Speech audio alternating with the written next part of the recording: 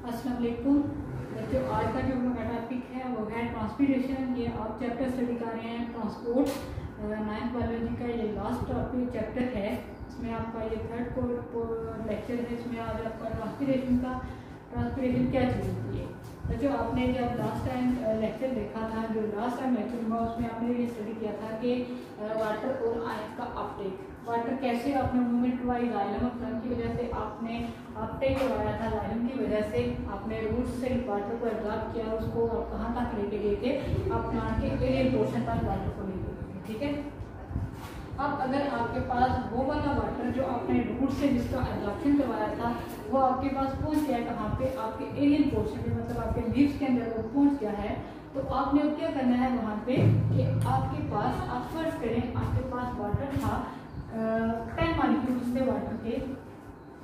ठीक है, अब आपने 10 मॉलिक्यूल्स जो वाटर की एब्जॉर्प्शन करवाई है उसमें से हो सकता है कि वो वाटर लीव्स को कितना चाहिए हो। लीव इस 10 में से आपके पास यूज कर रहा है 5। लीव कहाँ किस चीज़ के लिए वाटर को यूज करता है। जो आपने फोटोसिंथेसिस का प्रोसेस पढ़ा था उसमें आपने पहले ही कहा था कि वाटर मॉलिक्यूल, जब फोटोसिंथेसिस का प्रोसेस होता है उसके रिएक्टेंट में आपने वाटर मॉलिक्यूल्स को लिया था। मतलब लीव के अंदर जो वाटर है वो किस चीज़ के लिए आपने यूज़ करना है, वो फोटोसिंथेसिस के लिए यूज़ करना है। मतलब आपके पास 10 मॉलिक्यूल, अगर आपने हमें लीव का स्ट्रक्चर ड्रॉ कर देती हूँ, ये आपके पास यहाँ पे वाटर मॉलिक्यूल्स हैं। ठीक है, आप कहते हैं कि इन 10 में से आपके पास 5 मॉलिक्यूल जो हैं वो आपने यूज़ कर लिए फोटोसिंथेसिस में। ठीक है, आपके पास कितने मॉलिक्यूल बच गए, 5 मॉलिक्यूल आपके पास रह गए। ये मॉलिक्यूल आपके पास अब एक्सेस में है, प्लांट को ये मॉलिक्यूल्स नहीं चाहिए, प्लांट इनको यूज नहीं करेगा। तो जो चीज़ एक्स्ट्रा होती है वो क्या करते हैं, बॉडी से रिमूव कर देते हैं। अब यहाँ से ये जो वाटर मॉलिक्यूल पॉइंट्स बच गए हैं, ये प्लांट के लीफ की सरफेस से आपने इस वाटर को यहाँ से रिमूव करवाना है। तो यहाँ पे आपका टॉपिक ये है कि ट्रांसपिरेशन। बच्चों, यहाँ पे ट्रांसपिरेशन का क्या मतलब है कि loss of water from the aerial part of plant body is called transpiration. यहाँ पे मैं डेफिनेशन लिख देती हूँ, loss of water from aerial portion of plant body.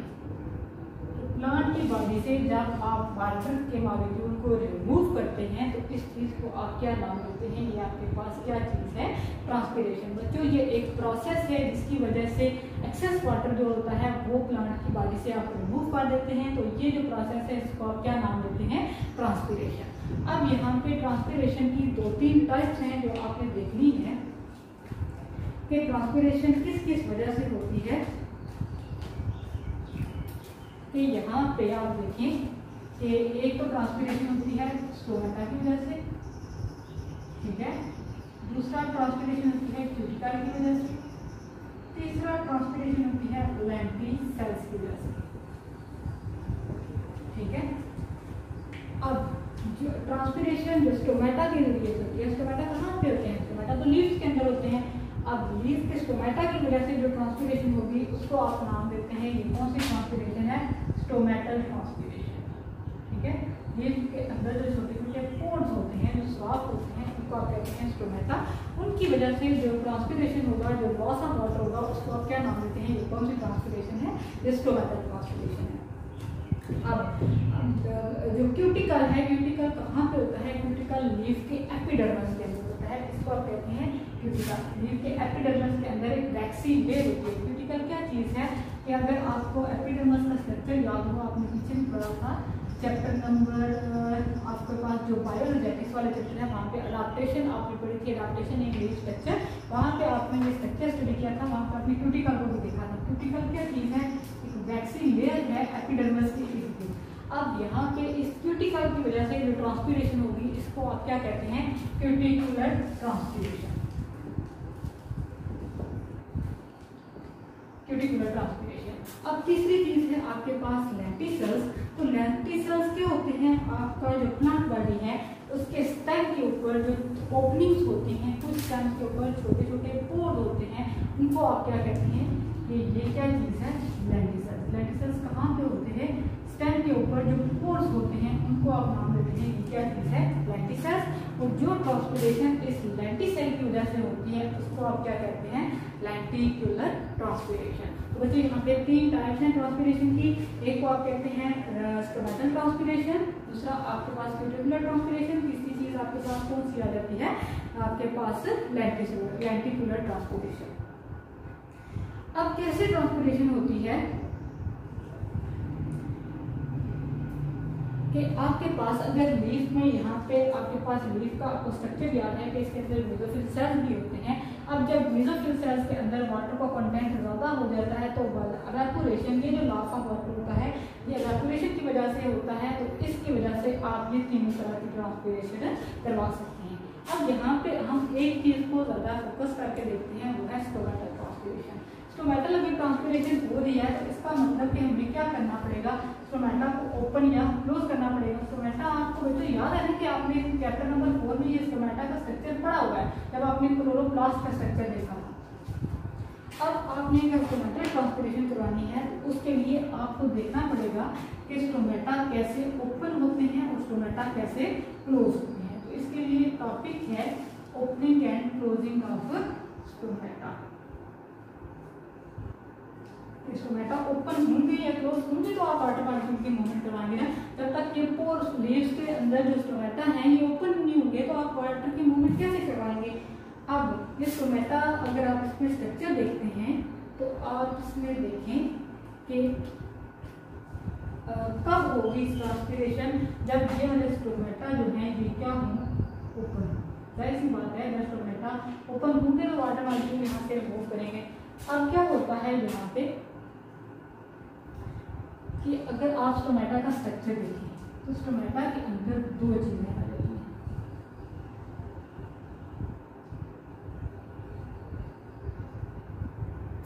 इस तरह से स्ट्रक्चर होता है स्टोमेटा का, इसमें रिंग शेप स्ट्रक्चर है।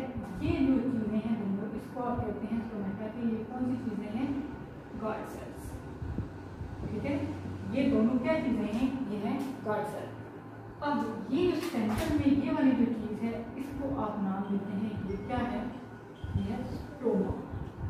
ठीक है, तो समझ आ रही है इसकी। एक चीज है आपके पास गार्ड सेल, दूसरी चीज है आपके पास कौन सी है, आपके पास स्टोमा है। ठीक है, अब जो नेक्स्ट चीज है वो क्या है, ये जो आपके पास गार्ड सेल का स्ट्रक्चर है, अगर आप देखेंगे स्टोमेटा होते किधर हैं तो आप कहते हैं कि आपके पास अगर ये लीफ का स्ट्रक्चर हो ना इस तरह से, इधर मैं ये स्टोमेटा साइड पे आपको घुमा के दिखाती हूँ।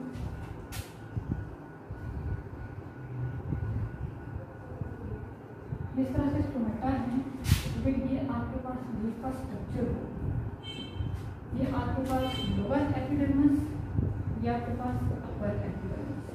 ठीक है, ये इसके अंदर यहाँ पे आपके पास आ जाते हैं मेसोफिल सेल्स, स्पॉन्जिक मेसोफिल्स या कॉम्पैक्ट जो पहले सेल आपने पढ़े थे, ये वो मेसोफिल सेल्स हैं। यहाँ पे आप बना देते हैं, ये आपके पास गार्ड सेल्स हैं। ठीक है, अब आप कहते हैं कि जो गार्ड सेल्स का स्ट्रक्चर है वो बाकी मेसोफिल सेल से डिफरेंट होता है। एपिडर्मल सेल्स जितने भी होंगे उनसे ये गार्ड सेल्स का स्ट्रक्चर जो होता है ये डिफरेंट होता है। डिफरेंट किस तरह से होता है कि ये विंग शेप स्ट्रक्चर होता है।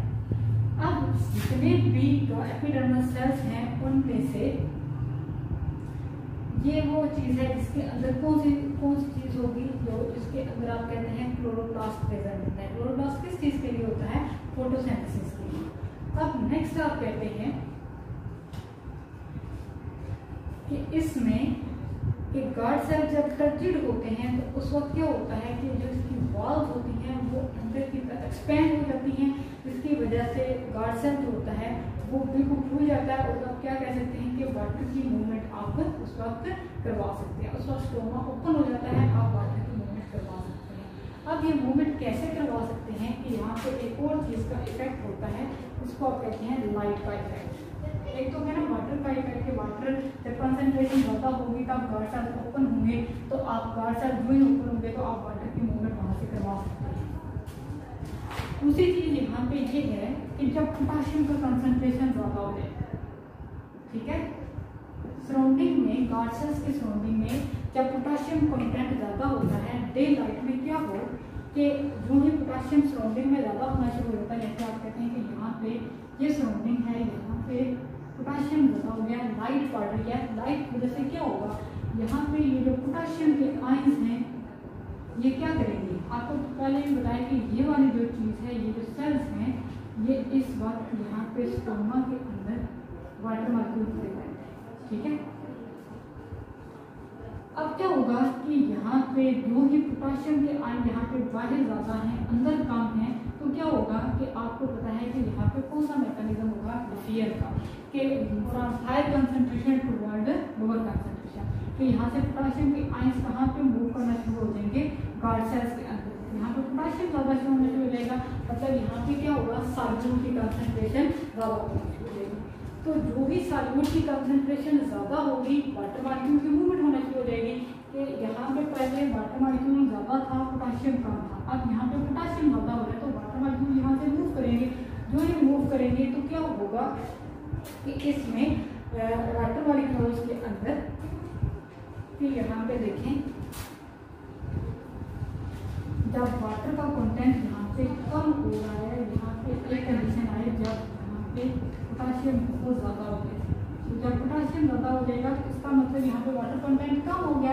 अब क्या होगा कि वाटर यहाँ से वाटर कंटेंट ज़्यादा है, और इसके साथ ही वाटर भी यहाँ पे मूव करना शुरू हो जाएगा।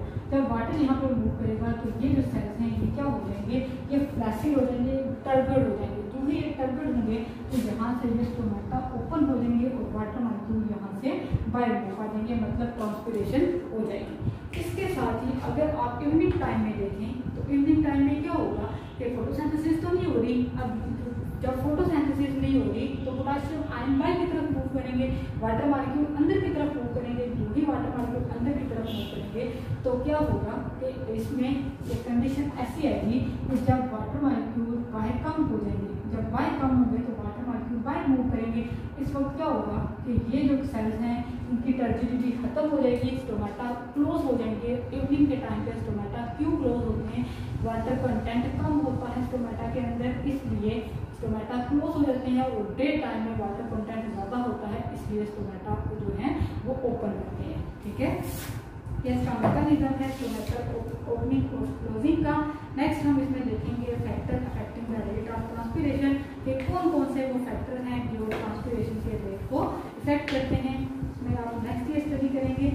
ओके, अल्लाह हाफ़िज़।